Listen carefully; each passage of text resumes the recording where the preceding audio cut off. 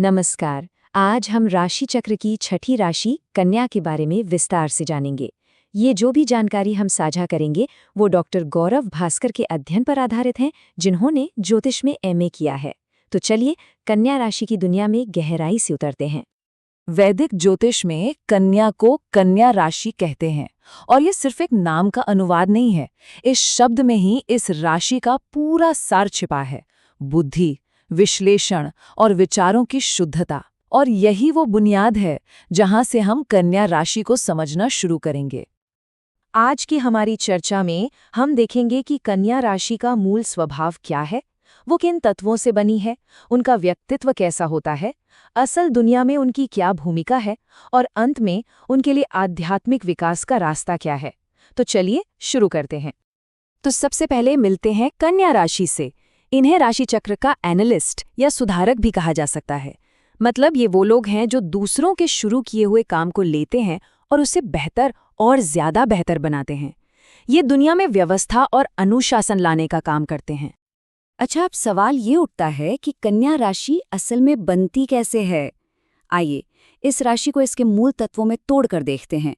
जब हम इन घटकों को समझ लेंगे तो इनके हर व्यवहार के पीछे का क्यों अपने आप साफ हो जाएगा। कन्या राशि का प्रतीक है एक कुमारी।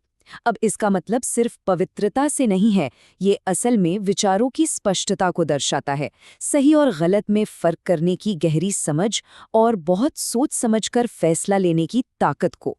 ये एक ऐसा दिमाग है जिसे हर चीज में सुधार की गुंजाइश दिखती है।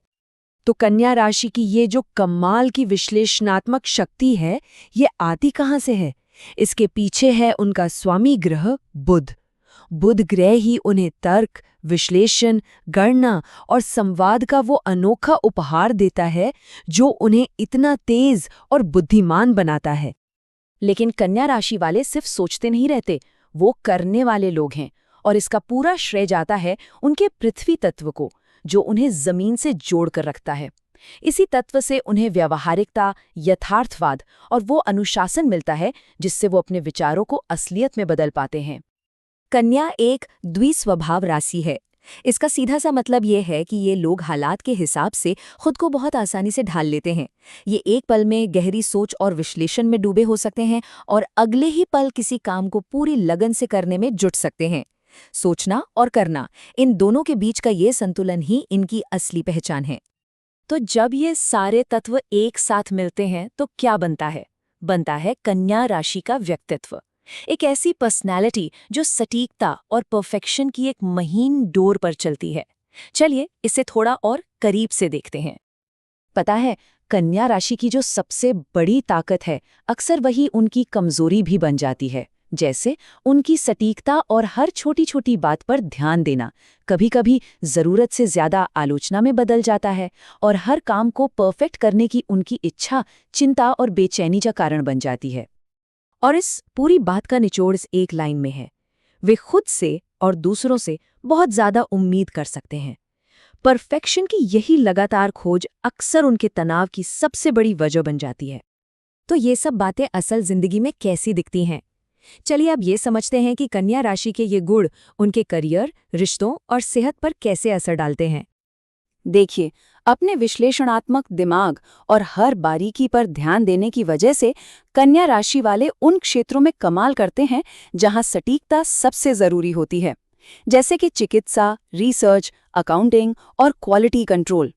ऐसी जगह है जहां एक छोटी सी भी गलती बहुत भारी पड़ सकती है, वहां ये लोग स्वाभाविक रूप से चमकते हैं।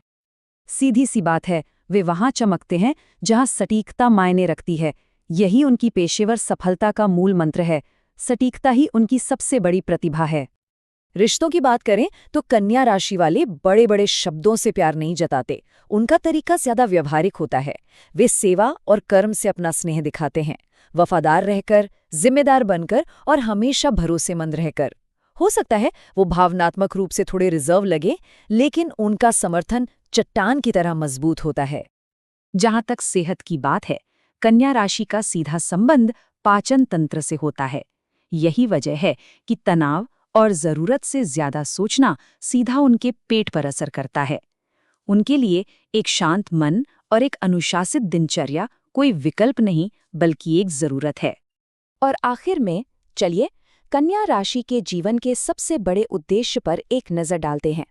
ये सिर्फ परफेक्शन के बारे में नहीं है, बल्कि ये महारत हासिल करने का एक गहरा आध्यात्मिक रास्ता है।